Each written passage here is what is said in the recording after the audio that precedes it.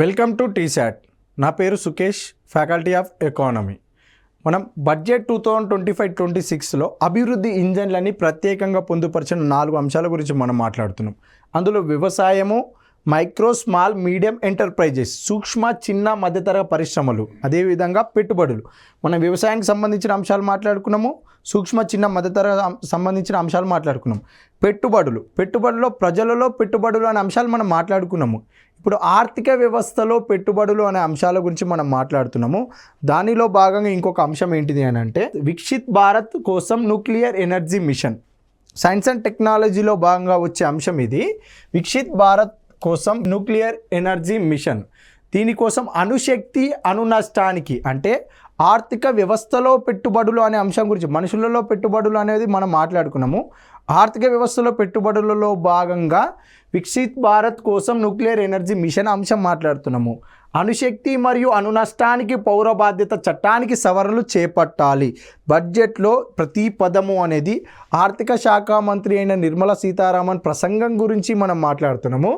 అణుశక్తి మరియు అణునష్టానికి పౌర బాధ్యత చట్టానికి సవరణలు చేపట్టాలి. మనం బడ్జెట్లో ఎందుకు పదే ఇంపార్టెంట్ అంశాలను పదే మనం మాట్లాడుతున్నాము అని అంటే, గ్రూప్ 2, గ్రూప్ 3లో సపరేట్గా బడ్జెట్ అనే అంశం మనకి సిలబస్లో పొందుపరిచింది. ఇటీవల నిర్వహించిన టీజీపీఎస్సీ గ్రూప్ 2, గ్రూప్ 3 ఎగ్జామ్లో కూడా బడ్జెట్కి సంబంధించిన క్వశ్చన్స్ పడ్డాయి. అదేవిధంగా ఆర్థిక సర్వేకి సంబంధించిన క్వశ్చన్లు పడ్డాయి. కాబట్టి మనం 40%కి ఎబోవ్ వెయిటేజ్ ఇవ్వడం జరిగింది బడ్జెట్కి కానీ సర్వేకి కానీ. అందుకోసం ప్రత్యేకంగా బడ్జెట్లో ఉన్న ప్రతి అంశాల గురించి మనం మాట్లాడుతున్నాం.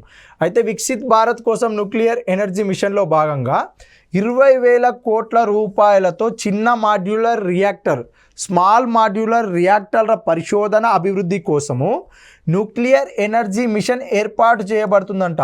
స్మాల్ మాడ్యులర్ రియాక్టర్స్ కోసము 20,000 కోట్ల రూపాయలతోటి చిన్న మాడ్యులర్ రియాక్టర్లు, స్మాల్ మాడ్యులర్ రియాక్టర్ల కోసము పరిశోధన, అదేవిధంగా అభివృద్ధి కోసం న్యూక్లియర్ ఎనర్జీ మిషన్ ఏర్పాటు చేయబడుతుంది. 5 స్వదేశీయంగా అభివృద్ధి చేయబడిన స్మాల్ మాడ్యులర్ రియాక్టర్లు 2033 నాటికి అమల్లోకి వస్తాయంట. అంటే న్యూక్లియర్ ఎనర్జీ మిషన్కి 20,000 కోట్ల రూపాయలు కేటాయించడం జరుగుతుంది. ఈ న్యూక్లియర్ ఎనర్జీ మిషన్లో భాగంగా స్మాల్ మాడ్యులర్ రియాక్టర్లకు పరిశోధన మరియు అభివృద్ధి కోసం వీటిని ఏర్పాటు చేసి పరిశోధన అభివృద్ధి కోసం ఈ కేటాయింపులు 20,000 కోట్ల కేటాయింపులు అనేది మేము కేటాయిస్తున్నాము. అదేవిధంగా ఈ 5 న్యూక్లియర్ స్మాల్ మాడ్యులర్ రియాక్టర్స్ ఉన్నాయి కదా, ఇవి 5 ఉన్నాయి. ఈ 5 స్వదేశీయంగా అభివృద్ధి చేయబడుతున్నాయి. కాబట్టి ఇందులో భాగంగా న్యూక్లియర్ ఎనర్జీ మిషన్లో భాగంగా 5 స్మాల్ మాడ్యులర్ రియాక్టర్లు అభివృద్ధి చేయబడుతున్నాయి. ఇవి ఎప్పటి నుంచి అమల్లోకి వస్తాయంటే 2033 నాటి నుంచి అమల్లోకి వస్తాయని చెప్పి బడ్జెట్లో పేర్కొన్నారు. మొత్తం కేటాయింపులు ఎంత? 20,000 కోట్లు. దేని గురించి మాట్లాడుతున్నాం? పెట్టుబడులు. దేనిలో పెట్టుబడులు? స్మాల్ మాడ్యులర్ రియాక్టర్ల కోసం పెట్టుబడులు. ఎన్ని వేల కోట్లు? 20,000 కోట్లు. దేనిలో భాగంగా? ఆర్థిక వ్యవస్థలో పెట్టుబడుల్లో భాగంగా ఈ అంశం. ఇది గుర్తుంచుకోవాలి. మనుషుల్లో పెట్టుబడులు, ఆర్థిక వ్యవస్థలో పెట్టుబడులు, ఇన్నోవేషన్లో పెట్టుబడులు. ఇవి ఏంటివి? అభివృద్ధి ఇంజన్లో భాగంగా 3వ అంశం పెట్టుబడులునిగా, అందులో భాగంగా వచ్చే అంశము. నెక్స్ట్ అంశం ఏంటిదంటే నౌక నిర్మాణంలో భాగంగా షిప్పింగ్ ఫైనాన్షియల్ అసిస్టెంట్ పాలసీని పునరుద్ధరించాలి. షిప్పింగ్కి సంబంధించిన ఫైనాన్షియల్ అసిస్టెంట్ పాలసీని పునరుద్ధరించాలి. ఇన్ఫ్రాస్ట్రక్చర్ హార్మోనైజ్డ్ మాస్టర్ లిస్ట్ అంట.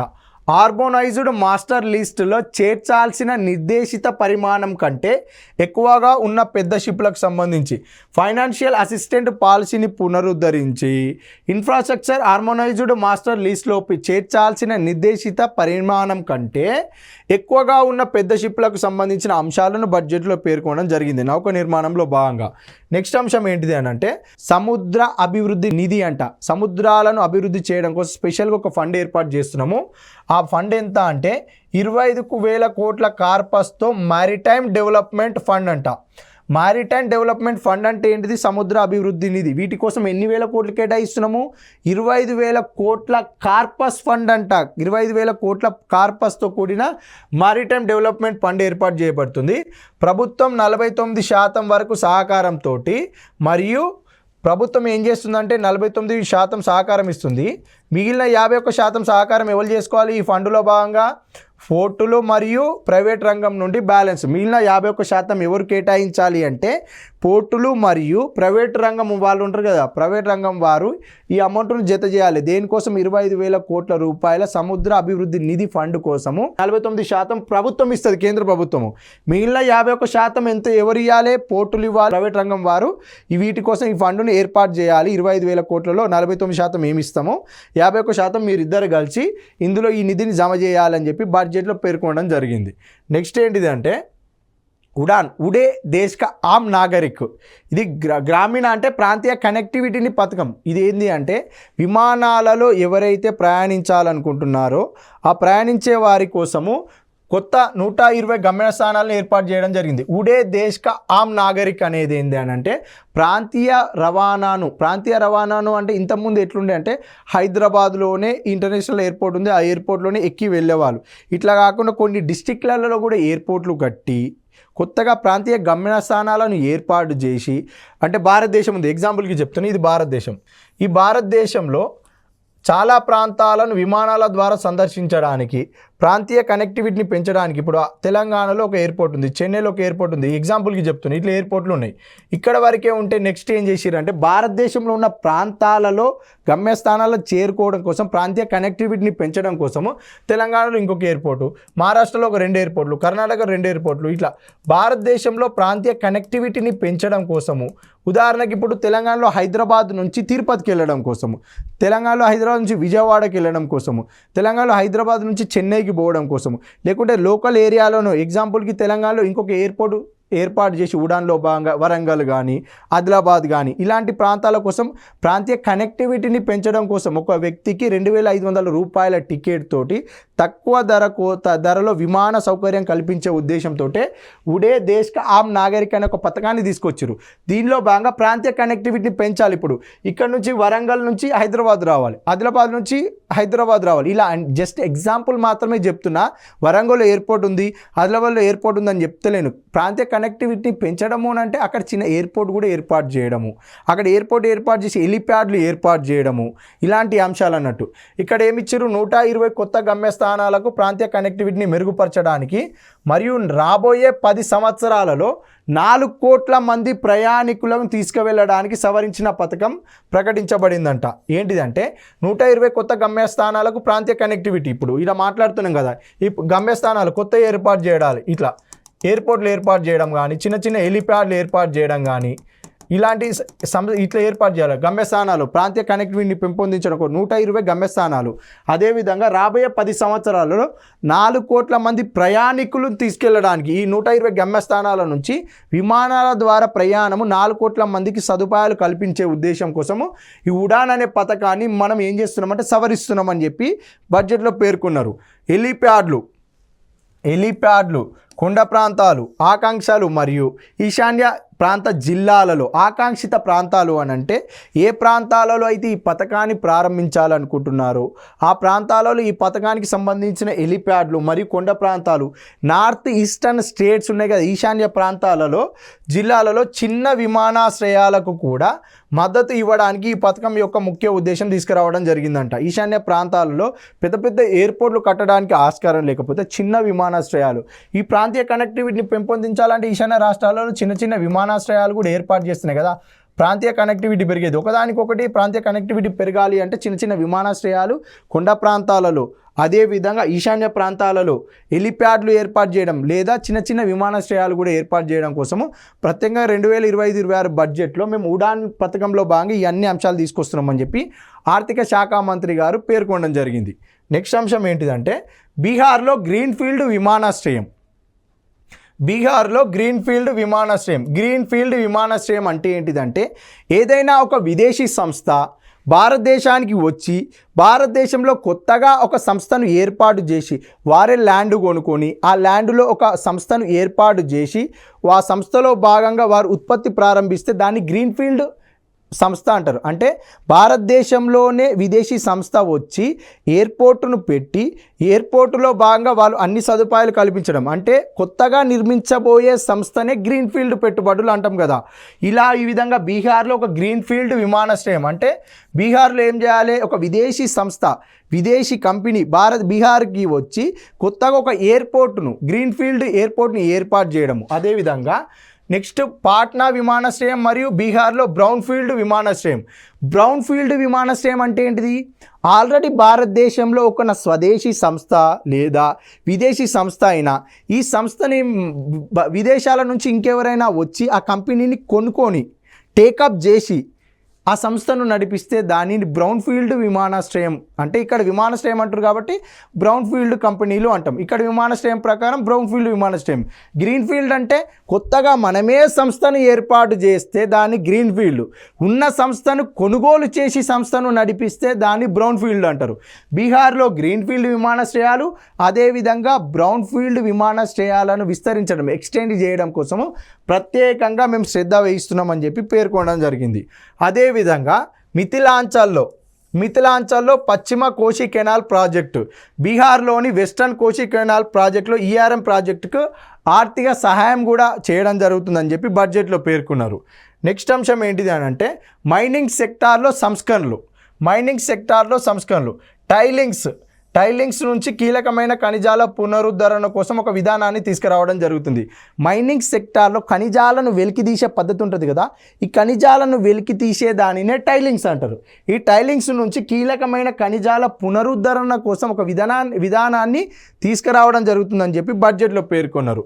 నెక్స్ట్ అంశం ఏంటిది అంటే స్వామి ఫండ్ 2.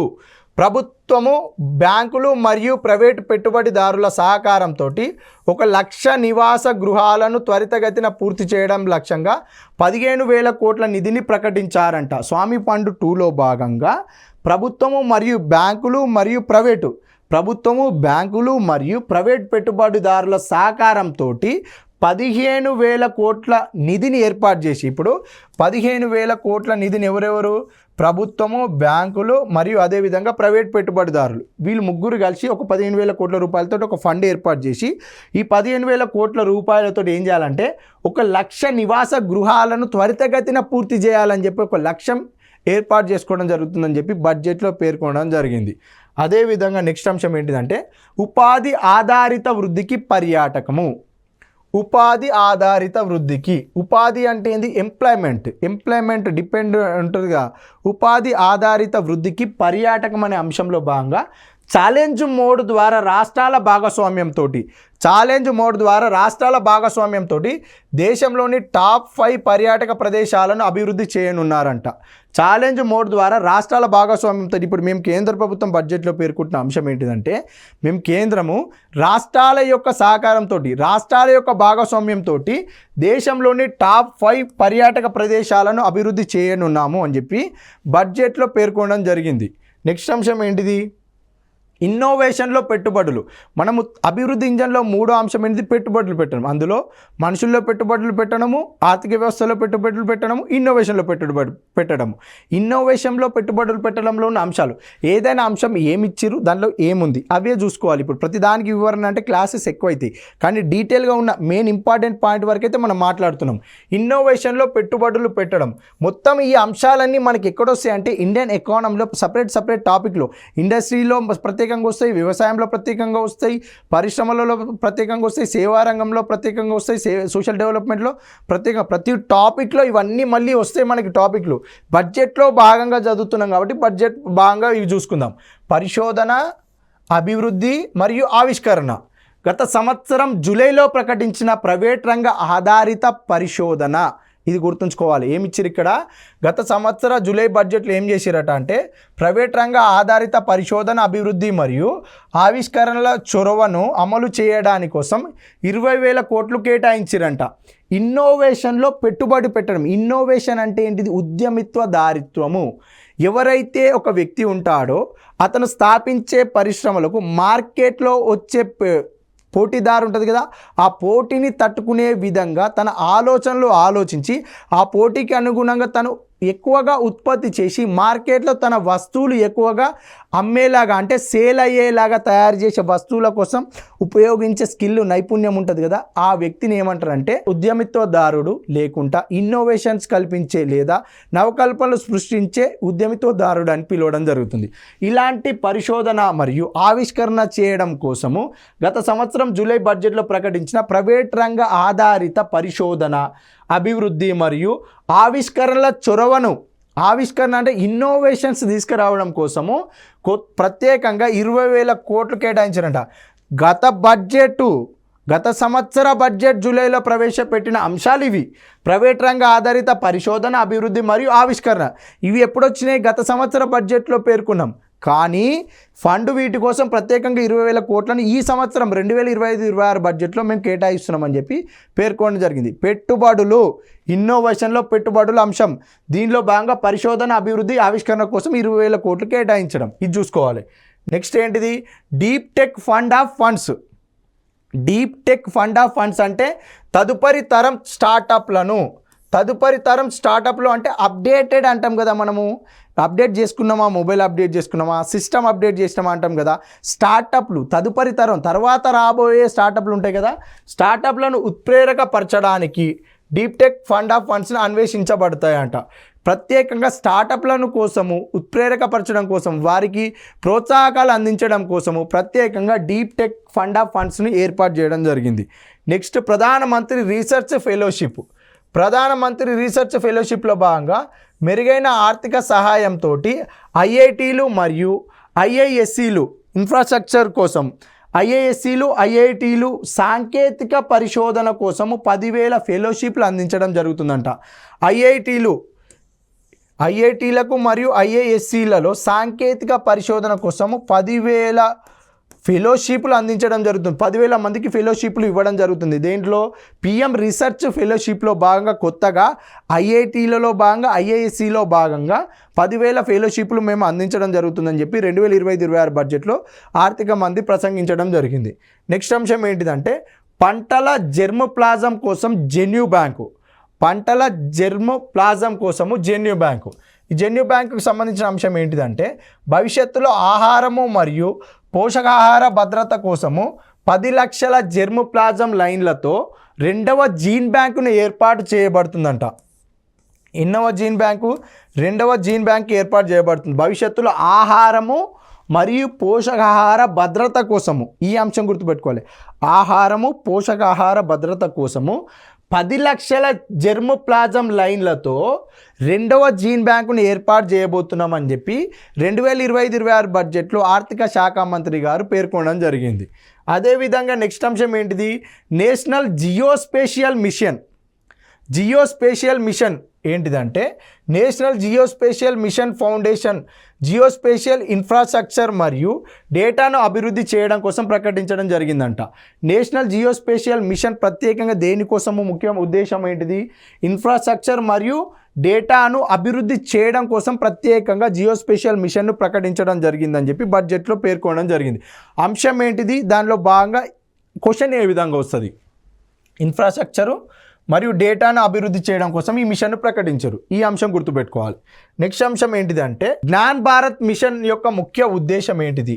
విద్యా సంస్థలు, మ్యూజియంలు, లైబ్రరీలు మరియు ప్రైవేట్ కలెక్టర్లతో మన మాన్యుస్క్రిప్ట్ను అంటే శాసనాలు ఉన్నాయి కదా, ఈ శాసనాల వారసత్వాన్ని సర్వే, డాక్యుమెంటేషన్ మరియు పరిరక్షణ కోసము జ్ఞాన్ భారత్ మిషన్ 1 కోటి కంటే ఎక్కువగా శాసనాలు, మాన్యుస్క్రిప్ట్, శాసనాల వారసత్వాన్ని సర్వే, డాక్యుమెంటేషన్ మరియు పరిరక్షణ కోసం జ్ఞాన్ భారత్ మిషన్ 1 కోటి కంటే ఎక్కువ కవర్ చేయడానికి చేపట్టారు. విద్యా సంస్థలు మరియు మ్యూజియంలు, లైబ్రరీలు మరియు ప్రైవేట్ కలెక్టర్లు మన యొక్క శాసనాల వారసత్వాన్ని ఏం చేయాలి? సర్వే చేయాలి. అదేవిధంగా డాక్యుమెంటేషన్ చేసి పరిరక్షించాలి. ఈ పరిరక్షణ కోసమే ఏర్పాటు చేసిందే జ్ఞాన్ భారత్ మిషన్. ఏం చేయాలి? 1 కోటి కంటే ఎక్కువ శాసనాలను ఏం చేయాలంటే సర్వే చేయాలి, వీటికి డాక్యుమెంటేషన్ తీసుకురావాలి. అదేవిధంగా పరిరక్షణ కోసం ప్రత్యేకంగా ఇప్పుడు శాసనాలు ఉన్నాయి మనకి, పూర్వకాలంలో వేసిన ప్రతి ఒక్క మాన్యుస్క్రిప్ట్ శాసనాల కోసం ప్రత్యేకంగా సర్వే చేసి ఒక డాక్యుమెంటేషన్ తయారు చేసి వాటి యొక్క పరిరక్షణ కోసం ప్రత్యేకంగా ఒక మిషన్ తీసుకురావడం జరుగుతుంది. అదే జ్ఞాన్ భారత్ మిషన్ అని చెప్పి బడ్జెట్లో పేర్కొనడం జరిగింది. అదేవిధంగా నెక్స్ట్ అభివృద్ధి యొక్క 4వ ఇంజన్ వ్యవసాయం అయిపోయింది, మైక్రో స్మాల్ మీడియం ఎంటర్ప్రైజెస్ అయిపోయింది. తర్వాత నెక్స్ట్ ఏమైపోయింది, పెట్టుబడులు అయిపోయినాయి. మనుషుల్లో పెట్టుబడులు, ప్రజల్లో పెట్టుబడులు, ఆర్థిక వ్యవస్థలో పెట్టుబడులు, ఇన్నోవేషన్లో పెట్టుబడులు. అదేవిధంగా అభివృద్ధి యొక్క 4వ ఇంజన్ ఏంటిది ఇక్కడ, ఎగుమతులు. ఎగుమతి ప్రమోషన్ మిషన్ అంట. ఎగుమతులు అంటేనే ట్రేడ్ కదా, ట్రేడ్లో భాగంగా ఉండేదే ఎగుమతులు. ఈ ఎగుమతుల్లో భాగంగా వాణిజ్యము, ఎంఎస్ఎంఈ మరియు ఆర్థిక మంత్రిత్వ శాఖలచే సంయుక్తంగా నడిచే సెక్టోరల్ మరియు మినిస్ట్రియల్ లక్ష్యాలతో ఎగుమతి ప్రమోషన్ మిషన్ని ఏర్పాటు చేయడం జరుగుతుందంట. ఎగుమతి ప్రమోషన్ మిషన్ గురించి బడ్జెట్లో ఆర్థిక శాఖ మంత్రి ఏమని పేర్కొన్నారు అంటే, వాణిజ్యము, trade, micro small medium enterprises మరియు ఆర్థిక మంత్రిత్వ శాఖలచే అంటే ట్రేడ్ మినిస్ట్రీ, ఎంఎస్ఎంఈ మినిస్ట్రీ, అదేవిధంగా ఫైనాన్స్ మినిస్ట్రీ శాఖల సంయుక్తంగా నడిచే సెక్టోరల్ మరియు మినిస్ట్రియల్ లక్ష్యాలతోటి ఎగుమతి ప్రమోషన్ మిషన్ను ఏర్పాటు చేయడం జరుగుతుందని చెప్పి పేర్కొనడం జరిగింది. అదేవిధంగా నెక్స్ట్ ఏంటిదంటే, భారత ట్రేడ్ నెట్ అంతర్జాతీయ వాణిజ్యం కోసము భారత్ ట్రేడ్ నెట్ వాణిజ్య డాక్యుమెంటేషన్ మరియు ఫైనాన్సింగ్ పరిష్కారాల కోసం ఏకీకృత వేదిక ఏర్పాటు చేయడం జరుగుతుంది. భారత్ ట్రేడ్ నెట్ యొక్క ముఖ్య ఉద్దేశం ఏంటిది అంటే, అంతర్జాతీయ వాణిజ్యంలో పాల్గొన్నప్పుడు అంతర్జాతీయ వాణిజ్య డాక్యుమెంటేషన్ మరియు ఫైనాన్సింగ్ పరిష్కారాలు ఉంటాయి కదా, ఎగుమతులు దిగుమతులు చేసిన తర్వాత ఫైనాన్సింగ్ పరిష్కారాల కోసం ఒక అనుసంధాన కార్యక్రమం ఏర్పాటు చేయడం జరుగుతుంది. ఈ ఫైనాన్సింగ్ పరిష్కారాల కోసం ఒక ప్రత్యేకంగా ఏకీకృత వేదిక ఒకటి ఉండాలి కదా, ఆ ఏకీకృత వేదికనే భారత్ ట్రేడ్ నెట్ను మేము ఏర్పాటు చేయడం జరుగుతుంది. ట్రేడ్ నెట్లో భాగంగా సమస్యల పరిష్కారం, ఎగుమతులు దిగుమతులు చేసిన తర్వాత వచ్చే ఫైనాన్సింగ్ సమస్యల పరిష్కారం కోసం ఒక వేదికను ఏర్పాటు చేస్తున్నాము.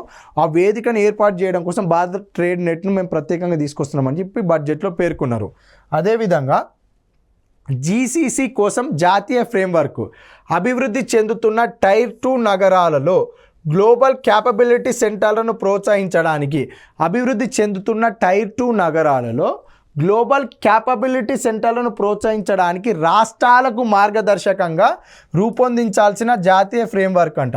అభివృద్ధి చెందుతున్న టైర్ 2 నగరాలు, ఏ పట్టణాలు అయితే టైర్ 2 నగరాలలో ఉన్నాయో ఈ టైర్ 2 నగరాలలో గ్లోబల్ క్యాపబిలిటీ సెంటర్లను ప్రోత్సహించడానికి రాష్ట్రాలకు గైడ్లైన్స్ ఇవ్వడం జరుగుతుంది.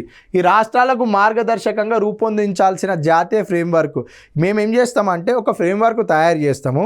అవి ఏంటి అంటే, టైర్ 2 నగరాలు డెవలప్ చేయడం కోసం, అందులో గ్లోబల్ క్యాపబిలిటీ సెంటర్లు ఏర్పాటు చేయడం కోసము కొన్ని స్టేట్స్కి మేము మార్గదర్శకాలను రూపొందిస్తాము. దీనికోసం ప్రత్యేకంగా ఒక మిషన్ తీసుకురావడం జరుగుతుంది. ఆ ఫ్రేమ్వర్కే గ్లోబల్ క్యాపబిలిటీ సెంటర్స్ కోసం జాతీయ ఫ్రేమ్వర్క్ను తీసుకొస్తున్నామని చెప్పి బడ్జెట్లో పేర్కొన్నారు. అదేవిధంగా నెక్స్ట్ అంశం ఏంటిది, ఇంధన సంస్కరణలో భాగంగా సంస్కరణలు మరియు అభివృద్ధి. ఈ అంశము బీమా రంగంలో ఎఫ్డిఐ ఫారెన్ డైరెక్ట్ ఇన్వెస్ట్మెంట్ అనేది ఇంతకుముందు బీమా రంగంలో 74% మాత్రమే పరిమితమై ఉంది. కానీ 2025-26 సంవత్సరం యొక్క బడ్జెట్లో బీమా రంగంలో ఎఫ్డిఐలు 100%కి పెంచబడుతున్నాయట. 100% వరకు బీమా రంగంలో ఏం చేయాలి, విదేశీ పెట్టుబడులు 100% వరకు పెట్టుకునే వెసులుబాటును మేము కల్పిస్తున్నామని చెప్పి ఆర్థిక శాఖ మంత్రి పేర్కొన్నారు. ఇది క్వశ్చన్ వస్తుంది మనకి. పరిశ్రమలు అనే టాపిక్లో ప్రత్యేకంగా విదేశీ పెట్టుబడులలో భాగంగా ఎంతవరకు భారతదేశంలో ఎఫ్డిఐ పరిమితులు ఎన్ని సెక్టార్లకు 74% ఉంది, ఎన్ని అంశాల్లో 49% వరకు ఉంది, ఎన్ని రంగాల్లో 100% వరకు అనుమతి ఉంది, డిఫెన్స్ సెక్టార్లో ఎంత ఉంది, ఆరోగ్యంలో ఎంత ఉంది, విద్యలో ఎంత ఉంది, బీమాలో ఎంత ఉంది, అదేవిధంగా ఎల్ఐసిలో ఎంత భాగం ఉంది. ఇప్పుడు ఇక్కడ ఏమంటుండు, మొత్తం ప్రీమియము పెట్టుబడి పెట్టే కంపెనీలకు బీమా రంగానికి ఎఫ్డిఐ పరిమితి 74 నుంచి 100%కి పెంచుతున్నామని చెప్పి ఇక్కడ పేర్కొనడం జరిగింది. ఈ అంశాలు ప్రత్యేకంగా చూసుకోవాలి. బీమాలో విదేశీ పెట్టుబడులు 74 నుంచి 100%కి మేము వెసులుబాటు కల్పిస్తున్నాం. ఇది క్వశ్చన్ వస్తుంది, ఈ అంశం చూసుకోవాలి. నెక్స్ట్ అంశం ఏంటిది అని అంటే, national bank for financial infrastructure development ద్వారా క్రెడిట్ మెరుగుదల సౌకర్యము. National bank for financial infrastructure development ద్వారా క్రెడిట్ మెరుగుదల సౌకర్యం. ఏ విధంగా, ఇన్ఫ్రాస్ట్రక్చర్ కోసము, కార్పొరేట్ బాండ్ల కోసము పాక్షిక క్రెడిట్ ఎన్హాన్స్మెంట్ ఫెసిలిటీని ఏర్పాటు చేయడం కోసము national bank for finance infrastructure డెవలప్మెంట్ని ఏర్పాటు చేస్తున్నాము. దేనిలో భాగంగా ఇన్ఫ్రాస్ట్రక్చర్ కోసం ప్రత్యేకంగా కార్పొరేట్ బాండ్ల పాక్షిక క్రెడిట్ ఎన్హాన్స్మెంట్ ఫెసిలిటీని ఏర్పాటు చేయడం కోసము ఇది తీసుకొస్తున్నామని చెప్పి బడ్జెట్లో పేర్కొన్నారు. గ్రామీణ క్రెడిట్ స్కోర్ అంట. గ్రామీణ క్రెడిట్ స్కోర్ దేనిలో, గ్రామీణ ప్రాంతాలలో సెల్ఫ్ హెల్ప్ గ్రూప్స్ ఉంటాయి కదా, స్వయం సహాయక బృందాల సభ్యులకు ప్రజలకు క్రెడిట్ అవసరాలు తీర్చడానికి గ్రామీణ క్రెడిట్ స్కోర్ ఫ్రేమ్వర్క్ను అభివృద్ధి చేయడం కోసం ప్రభుత్వ రంగ బ్యాంకులకు మార్గదర్శకాలు రూపొందించు. గ్రామీణ ప్రాంతాలలో ఉన్న సెల్ఫ్ హెల్ప్ గ్రూప్స్ కోసం ప్రత్యేకంగా రుణాలు ఇవ్వడం కోసం, వారి యొక్క క్రెడిట్ స్కోర్ ఏ విధంగా ఉందో తెలియజేయడం కోసం ప్రత్యేకంగా ఒక ఫ్రేమ్వర్క్ను తీసుకురావడం జరుగుతుంది. అదే గ్రామీణ క్రెడిట్ స్కోర్ అని చెప్పి బడ్జెట్లో పేర్కొనడం జరిగింది. నెక్స్ట్ అంశం ఏంటిది అని అంటే పెన్షన్స్ రంగం. పెన్షన్స్ రంగంలో భాగంగా రెగ్యులేటరీ కోఆర్డినేషన్ మరియు పెన్షన్ ఉత్పత్తుల అభివృద్ధి కోసం ఒక ఫోరంని ఏర్పాటు చేయడం జరుగుతుందని పెన్షన్ల రంగంలో భాగంగా బడ్జెట్లో పేర్కొన్నారు. రెగ్యులేటరీ సంస్కరణల కోసం ఉన్నత స్థాయి కమిటీ. రెగ్యులేటరీ సంస్థలు అంటేనే ఫైనాన్స్ డిపార్ట్మెంట్లో భాగంగా ఉంటాయి. అన్ని ఆర్థికేతర రంగ నిబంధనలు అంటే ఫైనాన్స్ కమిషన్కి సంబంధించిన అంశాలు కాకుండా మిగతా సంస్కరణలు ఉంటాయి కదా, ఆర్థికేతర రంగ నిబంధనలు ధృవీకరణలు, లైసెన్సులు మరియు అనుమతుల సమీక్ష కోసము రెగ్యులేటరీ సంస్కరణల కోసం ఉన్నత స్థాయి కమిటీని ఏర్పాటు చేస్తారంట. ఆర్థికేతర రంగ నిబంధనలు ధృవీకరించడం కోసము, వారి యొక్క అప్లికేషన్ ఫామ్లను ధృవీకరించడం కోసము, లైసెన్సులు మరియు అనుమతుల సమీక్ష కోసము, ఏదైతే ఒక సంస్థను ఏర్పాటు చేయాలంటే వాటికి ఇచ్చే లైసెన్సులు, అనుమతుల సమీక్ష కోసము రెగ్యులేటరీ సంస్కరణలు ఉంటాయి కదా, తీసుకురావాలి కదా. ఈ రెగ్యులేటరీ సంస్కరణలు తీసుకురావడం కోసం ఒక ఉన్నత స్థాయి కమిటీని ఏర్పాటు చేస్తామని చెప్పి ఆర్థిక శాఖ మంత్రి నిర్మలా సీతారామన్ గారు బడ్జెట్లో పేర్కొనడం జరిగింది. మరికొన్ని బడ్జెట్కి సంబంధించిన అంశాలను తర్వాత క్లాస్లో మాట్లాడుకుందాం.